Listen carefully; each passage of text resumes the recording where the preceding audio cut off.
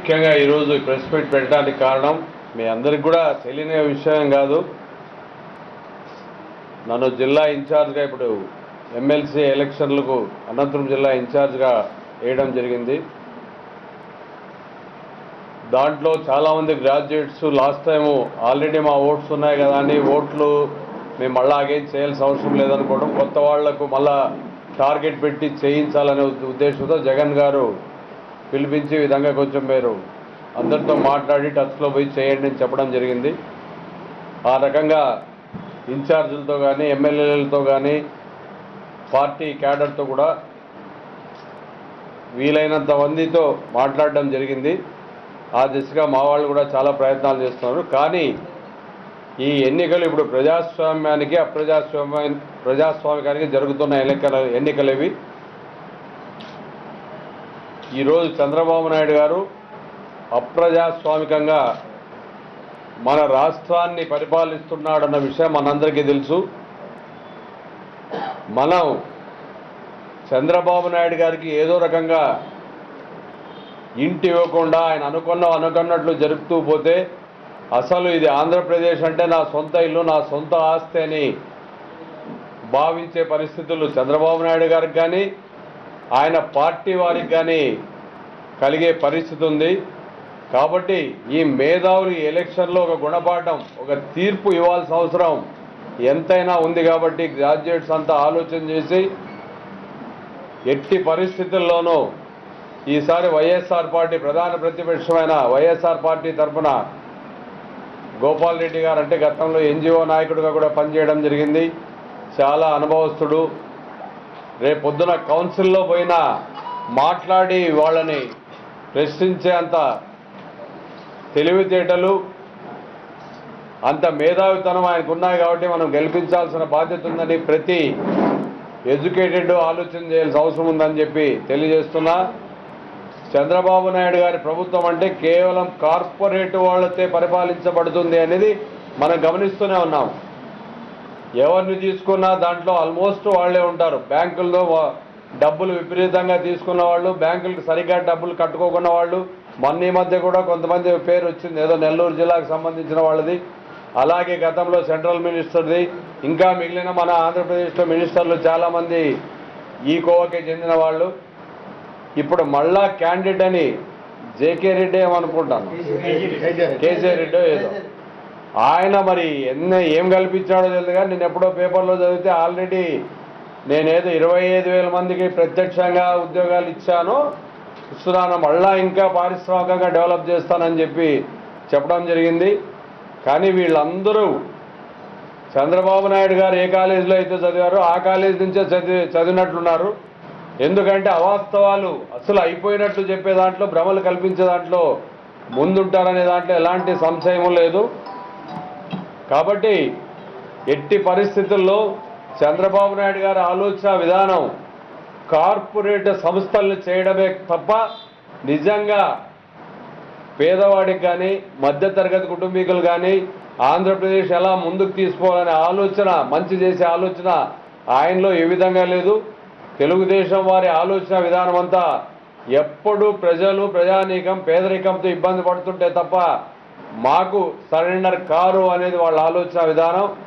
ఇప్పటి వరకు చంద్రబాబు నాయుడు గారు ఈ 2.5 సంవత్సరాల్లో కేవలం అమరావతి అనే ఒక స్లోగను, అలాగే పుష్కరాలు అని ఒక 2 పుష్కరాలు చేసి దానికి 1,000 కోట్లు లోటు బడ్జెట్ అంటూ 1,000 కోట్లు ఖర్చు పెట్టడం జరిగింది. తన ఇండ్లు రిపేర్ చేసుకోవడానికి 100 కోట్లు ఖర్చు పెట్టే పరిస్థితి ఉంది. శంకుస్థాపనలు పేరిట 100 కోట్లు ఖర్చు పెట్టే పరిస్థితి ఉంది. ఏ కార్యక్రమం తీసుకున్నా వాళ్ళ ఎమ్మెల్యేలు కానీ వాళ్ళ ఎమ్మెల్సీలు కానీ వాళ్ళకి సంబంధించిన వ్యక్తులు వాళ్ళ విజయవాడ హెడ్ క్వార్టర్స్లో భూ కబ్జాలు చేసి మాట్లాడే పరిస్థితి ఉండదు, ఇసుక దందాలు చేసి అధికారులను కొట్టినా మాట్లాడే పరిస్థితి ఉండదు. అలాగే ఎవరి మీద దౌర్జన్యం చేసినా, రైల్వే కాంట్రాక్టర్ల మీద దౌర్జన్యం చేసి మా దందా ఇచ్చిన తర్వాతే, మాట్లాడిన తర్వాతే మీరు పనులు మొదలు పెట్టాలని చెప్పినా మాట్లాడే పరిస్థితి ఉండదు. అన్ని ప్రాంతాల్లో ఈ 13 జిల్లాల్లో ఆల్మోస్ట్ ఇదే పరిస్థితి ఉన్న విషయాన్ని మేధావులైన మన వాళ్ళందరూ గమనించాలి. ఎడ్యుకేటెడ్ ఒక గుణపాఠం ఇస్తే తప్ప భవిష్యత్తులో మన భావి తరాల వాళ్ళు కానీ మన జీవితాలు కానీ బాగుపడే పరిస్థితి లేదు. కాబట్టి అందరూ కూడా వాలంటరీగా ఇంకా 3 రోజులు టైం ఉంది. ఇప్పుడు కూడా మేము ఎలక్షన్ కమిషన్ వారికి కూడా పార్టీ తరఫున రిప్రజెంట్ చేయడం జరిగింది కొద్ది రోజుల క్రితం. మళ్ళా ఇప్పుడు కూడా మాట్లాడే ప్రయత్నం చేస్తున్నారు. ఈ సర్వర్లు చాలా స్లో అయిపోయినాయి. అసలు వర్క్ చేసేది చాలా స్లో అయినాయి. కాబట్టి వాటి కోసమన్నా ఇంకొక 4 రోజులు టైం ఇవ్వాలని చెప్పి ఎలక్షన్ కమిషన్ మన కమిషనర్ బన్వర్లాల్ గారికి కూడా రిప్రజెంట్ గతంలో ఇవ్వడం జరిగింది. మళ్ళా కూడా ఇస్తున్నారు. ఆ ప్రయత్నాలు జరుగుతున్నాయి. కానీ మనకు ఉండేది 3 రోజులే కాబట్టి ప్రతి వాళ్ళు మేధావులు ఎట్టి పరిస్థితుల్లోనూ ప్రజాస్వామ్యాన్ని కాపాడుకోవడానికి తమ ఓటు హక్కును వినియోగించుకోవాలంటే ఒక మంచి అవకాశం ఇది. నిరుద్యోగులు కానీ వాళ్ళకి ఉద్యోగాలు ఇస్తా అని లక్షలాది ఉద్యోగాలు ఉన్నా సుమారుగా గవర్నమెంట్ ఉద్యోగాలే 1,40,000 50,000 ఉంటే ఒక్కటి కూడా ఇప్పటి వరకు ఊరికి అనౌన్స్ చేసే దాంట్లో సరిపోయింది. కానీ ఇప్పటివరకు తీసుకునే పరిస్థితి లేదు. సిపిఐ రామకృష్ణ గారు రిప్రజెంట్ చేసి ఈ ఎంప్లాయ్మెంట్ ఇంత ఉంది కాబట్టి మీరు ఇంకా అనౌన్స్ చేయాలంటే కంప్యూటర్సే ఉన్నాయి కదా ఇంతమంది ఎందుకు అని చెప్పి చెప్పిన ఘనత కూడా మన ముఖ్యమంత్రి గారికి ఉంది. అది మీరు సిపిఐ రామకృష్ణ గారిని అడిగితే కూడా డెఫినెట్గా చెప్తాడు. కాబట్టి ప్రజాస్వామ్యం అంటే చంద్రబాబు నాయుడు గారికి నమ్మకం లేదు. ఈరోజు మనకు స్పెషల్ స్టేటస్ అనే ఒకే ఒక దాన్ని తీసుకోగలిగితే విదేశాలకు వెళ్ళి మనం కంపెనీస్ రమ్మనే పరిస్థితి ఉండదు. అలాంటి పరిస్థితి ఆలోచన చేయకుండా చంద్రబాబు నాయుడు గారు టీములు చేసి కొన్ని కంట్రీస్ని కొన్ని సిఆర్డిఏ ద్వారా వాళ్ళని మాట్లాడండి, మీరు కంట్రీలు తిరగండి అంటే ప్రజాధనాన్ని దుర్వినియోగం చేసే ఆలోచన తప్ప వేరే కాదు అనేది స్పష్టంగా తెలుస్తుంది. కాబట్టి మీ అందరినీ కోరుతున్నా గ్రాడ్యుయేట్స్ని వాలంటరీగా ఎవరి ఓటు గతంలో ఉన్న వాళ్ళు కూడా మొత్తం రద్దయినాయి. వాళ్ళు కూడా తమ ఓటు హక్కును మళ్ళా చేసుకోవాల్సిన అవసరం ఉంది. ఈ డిప్లొమా హోల్డర్స్ కూడా తమ ఓటును వేసుకోవడానికి అవకాశం ఉంది. కాబట్టి వాళ్ళు కూడా మళ్ళా ఓటును తప్పకుండా ఆన్లైన్ ద్వారా చేసుకోవాల్సిన అవసరం ఉంది. ఎంఆర్ఓతోనో ఎండిఓతోనో ఎంఈఓతోనో వాళ్ళతో కూడా ఇవ్వచ్చు. కానీ అవన్నీ మనం ఇచ్చిన వాళ్ళ ఆన్లైన్లో పంపుతారో లేదో కూడా తెలియదు. ఎందుకంటే ఈరోజు ప్రభుత్వ అధికారులు ప్రైవేటు జీతగాళ్ల కంటే అధ్వానమైన పరిస్థితిలో పనిచేస్తున్న విషయాన్ని మనం గమనిస్తున్నాం. అసలు ప్రభుత్వ అధికారులు ఉన్నారా? పేదవాడికి కానీ బలహీనునికి కానీ న్యాయం జరగడానికి ఏమైనా అవకాశం ఉందంటే మనం మన జిల్లాలోనే గమనిస్తున్నాం. వాళ్ళ అధికార పార్టీ చెప్పు చేతుల్లో వాళ్ళు ఏం చెప్తే అది చేయడానికి సిద్ధంగా ఉన్నారు తప్ప మిగిలింది మన చట్టబద్ధంగా ప్రజానీకానికి చేయాల్సిన న్యాయాన్ని ఎక్కడ జరగడం లేదన్నది స్పష్టంగా తెలుసు. కాబట్టి మీ సేవా ద్వారానో ఆన్లైన్లో వీళ్ళే ఎవరు వాళ్ళు చేసుకోవాల్సిందిగా మీకు మీడియా ద్వారా తెలియజేస్తున్నాము. తప్పకుండా బన్వర్లాల్ కమిషన్లు కూడా మరొకసారి కూడా రిప్రజెంట్ చేయబోతున్నారు. ఇంకా ఎక్స్టెన్షన్ కావాలని ఆ ప్రయత్నాలు మిగిలిన పార్టీలు కూడా చేస్తుంటాయని అనుకుంటాను. కాబట్టి మనకు ఈరోజు 2, 3, 4, 5వ తారీఖు లాస్ట్ కాబట్టి ఆ డేట్ లోపల తప్పకుండా చేసుకోవాలని మీ అందరినీ మరొకసారి రిక్వెస్ట్ చేస్తున్నాం. అది ఒకటి ప్రభుత్వ అధికారులు ప్రతి గవర్నమెంట్ మీటింగ్ లో కూడా అధికార వినియోగానికి పాల్పడుతున్నారు.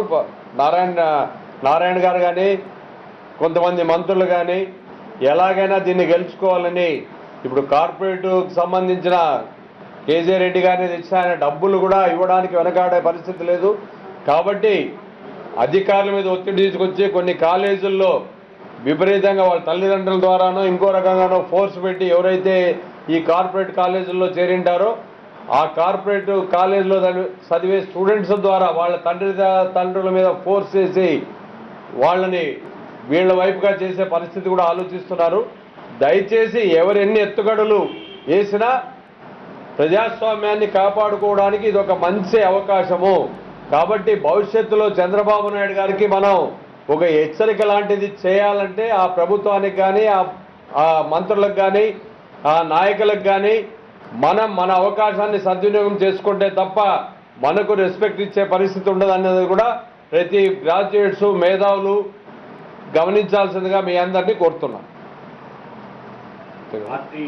వాళ్ళు కొంచెం పబ్లిసిటీ ఎక్కువ చేసుకుంటారు. మా వాళ్ళంతా ఫీల్డ్ వర్క్ చేసుకుంటున్నారు. ఆ దిశలో మా వాళ్ళంతా కూడా ఎవరి పని వాళ్ళు చేస్తున్నారు. కాకపోతే వాళ్ళు పబ్లిసిటీ ఎక్కువ, మీకు తెలియదు, చేసేది 10 పైసలు ఉంటే 90 పైసలు పబ్లిసిటీ ఉంటుంది. మేము 90 పైసలు పని చేసినా 10 పైసలు చేసేట్లు ఉంటుంది. అది గతంలో నుంచి గమనిస్తూనే ఉన్నాం. మా కార్యకర్తలు కూడా అంతా యాక్టివ్గానే పనిచేస్తున్నారు. ఆ దిశగా ఇన్ఛార్జీలు కానీ, ఆ క్యాడర్ కానీ, అక్కడ ఉండే నాయకులు కానీ, పార్టీ క్యాడరు ఫీల్డ్ వర్క్ ఎవరు వాళ్ళు గ్రాస్ లెవెల్ రూట్లో చేస్తున్నారు అనే దానికి ఎలాంటి సంశయం లేదు.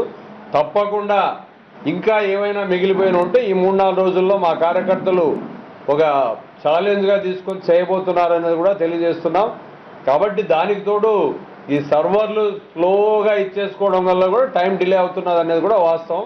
కాబట్టి డెఫినెట్గా మా క్యాండిడేట్ ఏదైతే పార్టీ క్యాండిడేట్ గోపాల్ రెడ్డి గారి గురించి అందరికీ తెలుసు. మంచి వ్యక్తి, ఉత్తముడు, తనకు సంపాదన ధ్యేయంగా కాకోకుండా ప్రజాసేవనే ధ్యేయంగా రాజకీయాల్లోకి వస్తున్నాడు. ఎన్జిఓ నాయకుడు కూడా ఆయన ఎన్నో మంచి కార్యక్రమాలు చేయడం జరిగింది. కాబట్టి ప్రజానీకానికి మంచి జరగాలంటే వైఎస్ఆర్సీపీ బలపరిచిన గోపాల్ రెడ్డి గారిని మనం ఎట్లన్నా గెలిపించుకోవాల్సిన అవసరం ఉందని తెలియజేస్తున్నాం. అలాగే కేజీ రెడ్డి గారు వచ్చినారంటే మళ్ళా ఇక్కడ అనంతపురం జిల్లాలో ఇంకెక్కడ ల్యాండ్లు ఏమేమి తీసుకోవాలా, ఇండస్ట్రీస్ పెడతామని మాటలు చెప్పి ల్యాండ్లు దొబ్బేదే తప్ప ఇంతవరకు ఎవరు ఇండస్ట్రీ పెట్టే పరిస్థితి లేదు. ఈరోజు పేపర్లో కూడా వచ్చింది 800 ఎకరాలు 900 ఎకరాలు రెవెన్యూ సైట్ అని గతంలో తెలుగుదేశం వాళ్ళకి సంబంధించింది, ఫారెస్ట్కి సంబంధించిన ల్యాండ్ అంటే కూడా ఇప్పటివరకు చంద్రబాబు నాయుడు గారు యాక్షన్ తీసుకోలేదని, అలాగే సింగపూర్ మన రాజధాని పేరుతో సింగపూర్ కంపెనీకి పెట్టడానికి ఎంత తాపత్రయపడుతున్నాడో, ప్రైవేటు పరం చేయడానికి ఎంత తాపత్రయపడుతున్నాడో మనం గమనిస్తున్నాం. వేల కోట్ల రూపాయలు దోచుకుంటున్నారు, లక్షల కోట్లు చేసుకోవాలనేదే వారి ధ్యేయం. రేపు రాబోయే ఎలక్షన్లో విపరీతంగా డబ్బు చల్లి గెలిచాలనేదే వాళ్ళ వ్యూహం. కాబట్టి ప్రజాధనాన్ని ఎలా దుర్వినియోగం చేస్తున్నారో మనమంతా గమనిస్తున్నాం. దయచేసి ప్రతి ఒక్కరూ అలర్ట్ అయ్యి మన ప్రజాస్వామ్యాన్ని, మన హక్కులు మనం కాపాడుకోవాలంటే డెఫినెట్గా మనం ఈ దిశగా చంద్రబాబు నాయుడు గారిని ఇప్పుడు జరగబోయే ఎలక్షన్లో వాళ్ళకి అభ్యర్థిని ఓడించాల్సిన అవసరం ఎంతైనా ఉందని తెలియజేస్తున్నా. తప్పకుండా ఆ ప్రయత్నంలో ప్రతి ఒక్కరూ కృషి చేస్తారని మీడియా ద్వారా కూడా వాళ్ళని కోరుతున్నాం. మా మహిళా కార్యకర్తలు